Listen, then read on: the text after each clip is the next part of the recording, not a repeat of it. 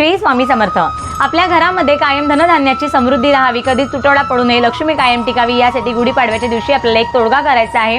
जवळच्या स्वामी समर्थ दिंडोरी प्रणित केंद्रामध्ये तुम्हाला अशा पिवळ्या रंगाची एक पोटली मिळते। यामध्ये नागकेशर, रंगारी हिरडा, जाडं मीठ, तांब्याच्या पादुका, तांब्याचा तुकडा, हळकुंड, 1 रुपयाचं नाणं दिलेलं आहे। तर यामध्ये आपल्याला आपल्या घरामधले थोडेसे 1 मूठभर गहू टाकायचे आहेत आणि गुढीपाडव्याच्या दिवशी देवारासमोर बसायचं आहे।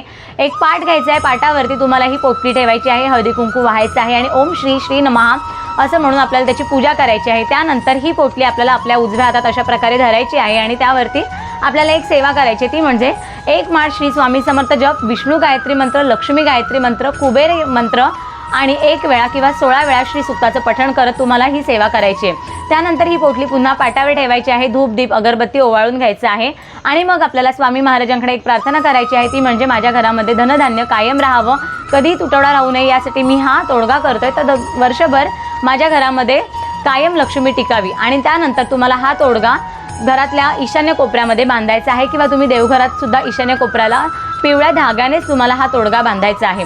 गेल्या वर्षी जर तुम्ही ही सेवा केली असेल, तोडगा केला असेल तर तो तुम्हाला पाण्यामध्ये प्रवाहित करायचा आहे आणि पुन्हा नव्यानं हा तोडगा करायचा आहे। जर पाडव्याच्या दिवशी सुवेर सुतक मासिक पाळी आली तर मग अशा दिवशी काय कराल तर येणाऱ्या बुधवारच्या कोणत्याही शुभ मुहूर्तावरती सुद्धा तुम्ही ही सेवा करू शकता।